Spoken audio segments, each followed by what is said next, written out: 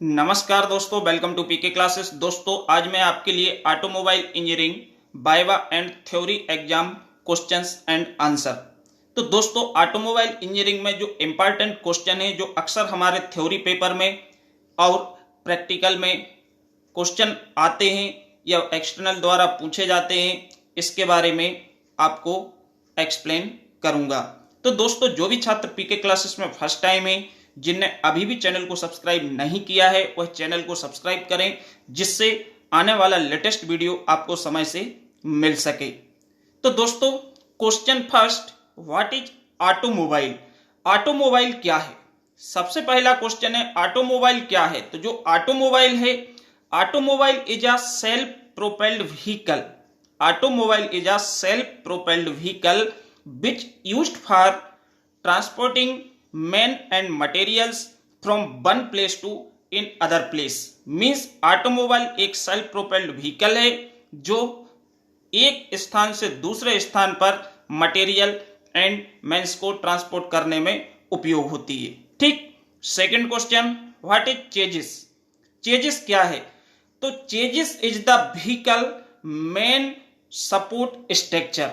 कोई भी ऑटोमोबाइल्स, कोई भी व्हीकल का जो मेन सपोर्ट स्ट्रक्चर होता है, उसको हम क्या बोलते हैं? चेजिस, या आल्सो नोन एज फ्रेम। इसको हम फ्रेम के नाम से भी जानते हैं। या without body vehicles known as chassis frame. Means जिसमें बॉडी ना हो लेकिन व्हीकल को रन करने के लिए जितने भी आवश्यक पार्ट कंपोनेंट्स हों वो लगे हों, तो उसको हम चेजिस फ्रेम बोलते हैं या चेजिस के नाम से जानते हैं। इसके बाद चेजिस कितने प्रकार की होती है? जो ऑटोमोबाइल चेसिस होती है, वो चेसिस कितने टाइप्स की होती है? जिसमें मेनली दो प्रकार की होती है, एक कन्वेंशनल चेजिस और एक नॉन कन्वेंशनल चेजिस। इसके बाद हैचबैक भी होती है। तो means conventional and non conventional chassis है जो हमारी ऑटोमोबाइल्स में उपयोग की जाती है। Next question, what are the location of engine on chassis frame? जो हमारा चेजिस फ्रेम होता है, इसमें इंजन की लोकेशन क्या क्या हो सकती है? तो दोस्तों, तीन प्रकार की लोकेशन इंजन की होती है। Engine is mounted at front, engine is mounted at middle या central, and engine is mounted at rear axle.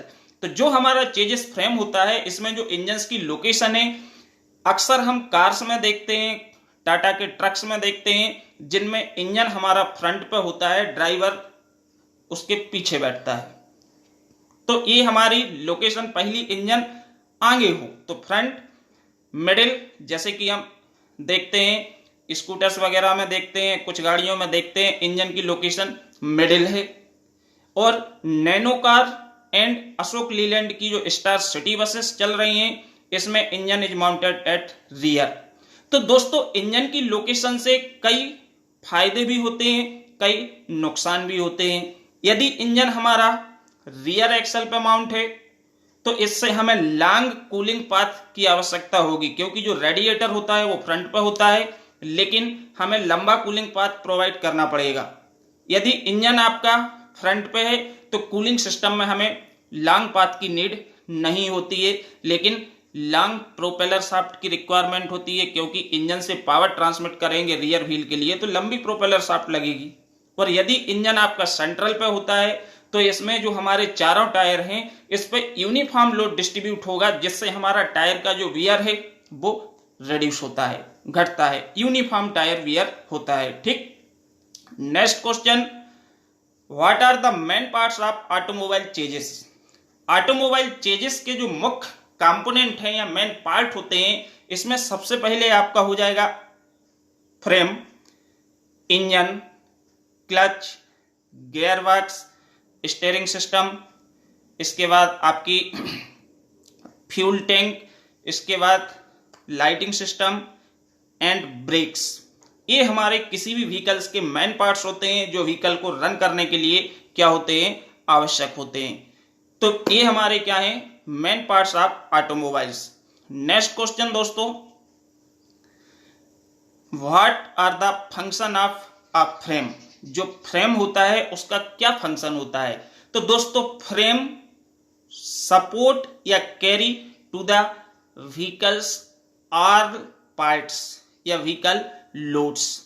Frame mainly क्या करता है, जितने भी नेसेसरी पार्ट्स कंपोनेंट होते हैं which is mounted on the chassis frame, frame के ऊपर माउंट होते हैं, तो ये सभी पार्ट के लोड को कैरी करता है, वियर करता है, साथ ही होल्ड करके रखता है। ये हमारा किसका काम होता है, फ्रेम का फंक्शन होता है। 7th number question, what do you understand by vehicle aerodynamic. तो यहाँ पे दोस्तों व्हीकल एरोडायनेमिक, एरो मीन्स होता है एयर एंड डायनामिक मीन्स होता है पावर।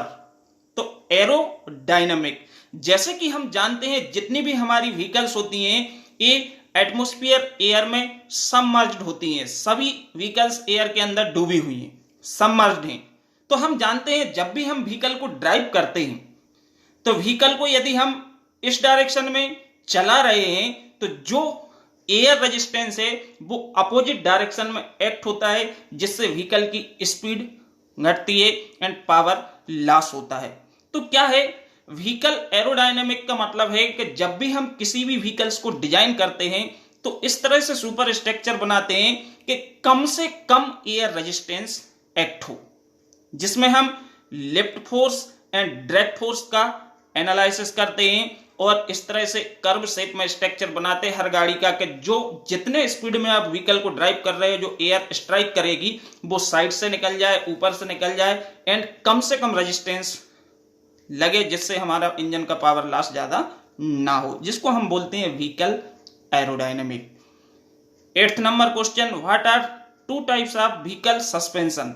नॉर्मली व्हीकल सस्पेंशन कई प्रकार के होते हैं, लेकिन यहाँ पर 2 टाइप्स में, एक रिजिड सस्पेंशन सिस्टम और एक इंडिपेंडेंट सस्पेंशन सिस्टम। 2 प्रकार के सस्पेंशन सिस्टम होते हैं जो कि हम किसमें यूज करते हैं, व्हीकल्स में।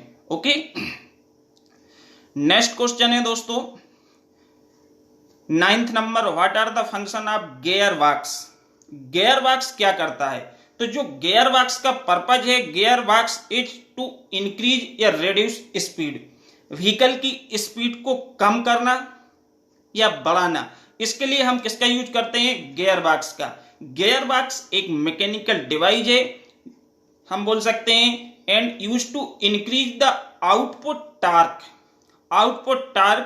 और to change the speed of a motor. Output torque को चेंज करना या मोटर की स्पीड को चेंज करना, या हम बोल सकते हैं स्पीड को इंक्रीज या डिक्रीज करना, इसके लिए हम यूज करते हैं gear box. Next question, gear box कितने प्रकार के होते हैं। 10th नंबर क्वेश्चन है, गियर बॉक्स ऑटोमोबाइल में कौन कौन से होते हैं। तो दोस्तों सिलेबस में आपने देखा होगा गियर बॉक्स एक हमारा होता है constant mesh gear box, constant mesh gear box, sliding mesh gear box, synchronous gear box. ये नॉर्मली हमारे 3 प्रकार के गियर बॉक्स हैं जो कि ऑटोमोबाइल्स में हम यूज करते हैं, sliding mesh gear box, constant mesh gear box and synchroniser gear box. Okay, next question 11th, what are the types of frames. Frames कौन कौन से होते हैं, कितने प्रकार के होते हैं। तो फ्रेम का जो आंसर है, जैसे कि ladder type frame, perimeter type frame, X type frame, backbone type frame, ये हमारे फ्रेम के प्रकार हैं। एक लेडर टाइप होता है, प्रीमीटर टाइप होता है, एक्स टाइप होता है एंड बैकबोन टाइप के फ्रेम है जो कि ऑटोमोबाइल में अक्सर यूज किए जाते हैं। Next question 12th number, what is the function of clutch. Clutch का क्या फंक्शन है, क्लच क्या काम करता है। तो दोस्तों जैसे कि हम जानते हैं clutch used in automobile for engage and disengage of 2 gears. जब भी हम व्हीकल का गियर चेंज करते हैं तो हम सबसे पहले क्या करते हैं, डिसएंगेज करेंगे, क्लच को प्रेस करेंगे तो वो डिसएंगेज हो जाएगा। Otherwise clutch is engage all time, engage रहता है, प्रेस करने पे क्या होता है, डिसएंगेज होता है। तो डिसएंगेज करके हम स्मूथली गियर्स को चेंज करते हैं। यदि हम विदाउट क्लच के गियर को चेंज करेंगे तो जो हमारी गियर की टीथ होती हैं वो चलते हुए उसमें बदलने पे टीथ हमारी डैमेज हो जाएंगी, टूट जाएंगी। तो क्लच का उपयोग क्या है, for connecting and disconnecting 2 gears या 2 शाफ्ट। या एंगेज एंड डिसएंगेज पर्पज के लिए हम क्या करते हैं, क्लच का उपयोग करते हैं। ठीक, next question, what are the types of clutch. तो दोस्तों क्लच हमारे सिंगल प्लेट क्लच होता है जो कि ट्रक्स वगैरह में यूज होता है, मल्टी प्लेट क्लच होता है जो कि आपकी बाइक्स वगैरह में यूज होता है, multi plate clutch, centrifugal clutch होता है। सेंट्रीफ्यूगल हमारा ऑटोमेटिक ट्रांसमिशन सिस्टम में सेंट्रीफ्यूगल क्लच का उपयोग होता है, एंड एक आपका होता है कॉन क्लच। ये हमारे क्लच हैं, single plate, multi plate, centrifugal, cone clutch. इस प्रकार के क्लचेस हमारे व्हीकल्स में उपयोग किए जाते हैं। इसके बाद next question, why wheel alignment is necessary. Wheel alignment necessary क्यों होता है, क्यों आवश्यक होता है। तो maintaining proper wheel alignment is essential to avoid unnecessary wear on your tires। Means यदि हमारा व्हील अलाइनमेंट सही नहीं होगा तो टायर्स हमारे ज्यादा घिसेंगे, अननेसेसरी वियर होगा। स्टीयरिंग, सस्पेंशन एंड ब्रेक्स, इन सब में भी हमारा अननेसेसरी वियर होगा। तो एक्यूरेट व्हील अलाइनमेंट से एक तो ड्राइविंग स्टेबिलिटी मिलती है, एंड टायर की लाइफ बढ़ती है, and improve your vehicle overall handling performance. Means wheel alignment is necessary for improving tyre life and steering and overall vehicles performance. इसको इंप्रूव करने के लिए व्हील अलाइनमेंट बहुत ही आवश्यक होता है। Next question, define castor, camber angle and steering wheel ratio. तो दोस्तों कैस्टर एंड कैम्बर जो आपका एंगल्स होते हैं ये हमारे व्हील अलाइनमेंट से संबंधित होते हैं। तो जब हम किसी भी व्हीकल्स की जो फ्रंट व्हील्स होती हैं, टायर्स होते हैं, इसको हम देखते हैं साइड से, तो जो कैस्टर एंगल है यह बनता है हमारा steering kingpin axis with the wheel vertical axis. जो व्हील की वर्टिकल एक्सिस होती है और जो स्टीयरिंग की किंगपिन एक्सिस होती है, इसके बीच में जो एंगल बनता है उसको हम बोलते हैं कौन सा, कैस्टर एंगल। एंड जो कैम्बर एंगल होता है, camber angle made by the centre line of the wheel with the vertical axis of the road. Road से जो वर्टिकल एक्सिस है एंड टायर की जो सेंटर लाइन है व्हील की, इसके बीच में जो एंगल होता है इसको हम बोलते हैं कैम्बर एंगल। ये भी हमारे व्हील अलाइनमेंट के ही पार्ट्स होते हैं, जिसमें 1 to 3 डिग्री पॉजिटिव या नेगेटिव कैम्बर प्रोवाइड किया जाता है, जिससे हमारी व्हीकल है जो कि स्ट्रेट मूव हो, टायर्स का वियर कम हो। Okay, next question, wheel ratio. Steering wheel ratio का मतलब है कि जो हमारी स्टीयरिंग व्हील होती है, स्टीयरिंग व्हील को हम कितना टर्न करें। यदि हम 20 डिग्री टर्न करते हैं तो हमारे पहिए कितना एंगल टर्न होते हैं।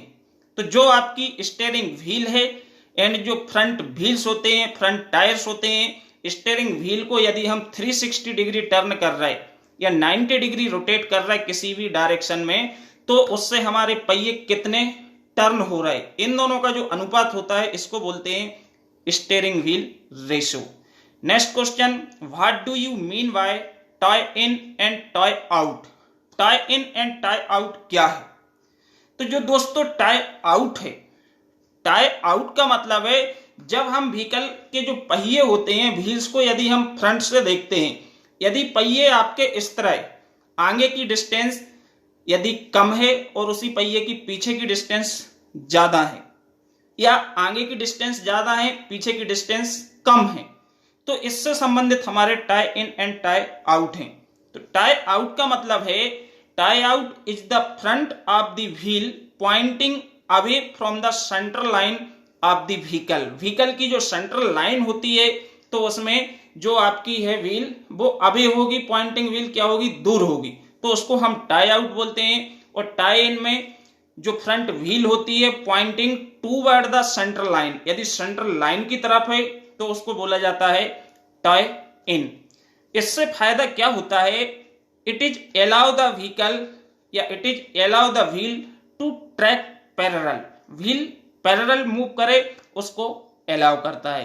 तो दोस्तों वीडियो पसंद आ रहा है तो चैनल को जरूर सब्सक्राइब करें एंड वीडियो को लाइक करें। Next question, what do you understand why euro first, euro second and BS6? तो यूरो फर्स्ट, यूरो सेकेंड जो है यह हमारी एमिशन वाली यूनिट से है। यूरो का मतलब होता है यूरोपियन रिसर्च ऑर्गेनाइजेशन। जो हमारी पॉल्यूशन होता है जिसमें हमारी carbon monoxide, sulphur dioxide, carbon dioxide, हमारे व्हीकल के धुएं में जो एलिमेंट्स होते हैं, इसको रिप्रेजेंट करते हैं हम यूरो फर्स्ट, यूरो सेकेंड से। यूरो का मतलब है यूरोपियन रिसर्च ऑर्गेनाइजेशन। तो ये हमारी जो BS है, Bharat stage first, second, third, fourth, six, हम 6 तक पहुंच गए भारत में, तो इसको हम BS को बोलते हैं, भारत स्टेज। एंड यूरो का मतलब यूरोपियन रिसर्च ऑर्गेनाइजेशन। तो सबसे पहले यूरोपियन कंट्री में इसको लागू किया गया था। इसी को इंडियन गवर्नमेंट ने 98-99 में अडॉप्ट किया और इंडिया में इसको लागू किया। लागू करने के बाद हम 2021 में BS6 तक पहुंच गए।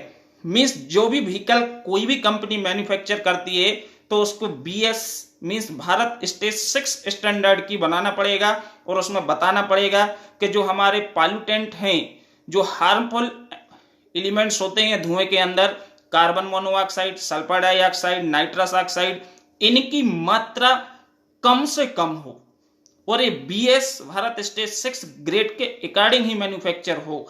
इसको हम बोलते हैं Bharat stage 6। Next question, by catalytic converter used in exhaust system of automobile. तो दोस्तों कैटालाइटिक कन्वर्टर जो है यह एक डिवाइस है which use to convert harmful emissions या harmful exhaust element into harmless.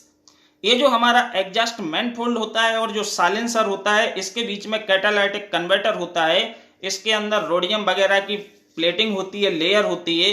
तो जो धुआं हमारे सिलेंडर से निकल के इसमें मैनिफोल्ड से बाहर आता है तो एक कैटालाइटिक कन्वर्टर से पास होता है, जहां पे हार्मफुल जो गैसेस होती हैं जैसे carbon monoxide, nitrous oxide, sulphur dioxide, ये हमारी हार्मलेस गैसेस में परिवर्तित हो जाती हैं। ये काम करता है catalytic converter. 19 question, what are types of ignition system used in automobile. Automobile में दोस्तों बैटरी इग्निशन सिस्टम यूज होता है, मैग्नेटिक इग्निशन सिस्टम यूज होता है, इलेक्ट्रॉनिक इग्निशन सिस्टम भी आने लगा है। तो ये हमारे इग्निशन सिस्टम में जो SI इंजन, पेट्रोल इंजन में फ्यूल को बर्न करने के लिए इग्निशन सिस्टम लगा होता है। तो battery ignition system, magnetic ignition system, electronic ignition system. Okay. Next, what are the function of carburettor. हम सभी जानते हैं कार्बोरेटर जो है, कार्बोरेटर हमारा एयर एंड फ्यूल को प्रॉपर अमाउंट में मिक्स करता है before entering in the engine cylinder. तो क्या होता है, जो एटमॉस्फेयर एयर होती है, ये एयर आती है कार्बोरेटर में। इसके बाद फ्यूल टैंक से फ्यूल आता है कार्बोरेटर में, जहां पे बेंचरी होती है तो प्रेशर रिड्यूस होता है। प्रेशर रिड्यूस होता है तो ये स्मूथली हमारा फ्यूल एयर में मिक्स होता है और मिक्स होने के बाद थ्रोटल वाल्व से निकलते हुए हमारा सिलेंडर के अंदर एंटर करता है। ये हमारा किसका काम है, कार्बोरेटर का, एयर फ्यूल को प्रॉपर अमाउंट में मिक्स करना। दोस्तों second last question, explain the two wheel drive and four wheel drive. हम अक्सर देखते हैं टू व्हील ड्राइव का मतलब है कि जो हमारी फ्रंट व्हील है सिर्फ वही वर्किंग व्हील है। जो भी इंजन का पावर ट्रांसमिट होगा फ्रंट व्हील के लिए होगा तो उसको हम बोलते हैं two wheel drive. And two wheel drive में यदि हमारा कहीं भी रफ में हम चल रहे, कहीं कीचड़ में फंस गए और टू व्हील ड्राइव में आगे के पहिए यदि स्लिप मार रहे तो गाड़ी वहां से निकल पाना बहुत मुश्किल होता है।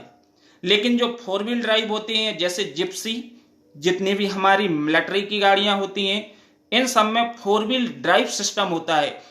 Power of the engine is transmitted to front wheel and rear wheel. यदि दो पहिए कहीं रेत में, यदि कहीं पहाड़ पे फंस गए तो पीछे के दो पावर लगा के उसको वहां से बाहर निकाल सकें। What is brake. Brake are used in vehicles for stopping of the vehicle. किसी भी गाड़ी को स्टॉप करने के लिए, रोकने के लिए हम ब्रेक का अप्लाई करते हैं। तो यह एक सेफ्टी भी है, सेफ्टी डिवाइस भी है और गाड़ी को रोकना है फिर ड्राइव करना है तो वी यूज ब्रेक। ब्रेक में आपका शू ब्रेक होते हैं, बैंड ब्रेक होते हैं, ब्लॉक्स ब्रेक होते हैं, हाइड्रोलिक ब्रेक होते हैं। तो मीन्स कई प्रकार के ब्रेकिंग सिस्टम है जो कि आजकल ऑटोमोबाइल्स में यूज होता है। Air brake, hydraulic brake, air means pneumatic, hydraulic brake and mechanical brake में सिंगल शू या double shoe brake, band and block brake. इस प्रकार के जो ब्रेकिंग सिस्टम है ऑटोमोबाइल्स में यूज किया जाता है। ओके दोस्तों, आप अपना ध्यान रखें एंड एग्जाम की अच्छे से तैयारी करने के लिए पीके क्लासेस में ऑटोमोबाइल इंजीनियरिंग एंड अलग अलग सब्जेक्ट के बहुत ही आसान भाषा में वीडियो डले हुए हैं जो कि आप प्लेलिस्ट में चेक करके अपने एग्जाम की तैयारी कर सकते हैं। ओके दोस्तों, थैंक यू।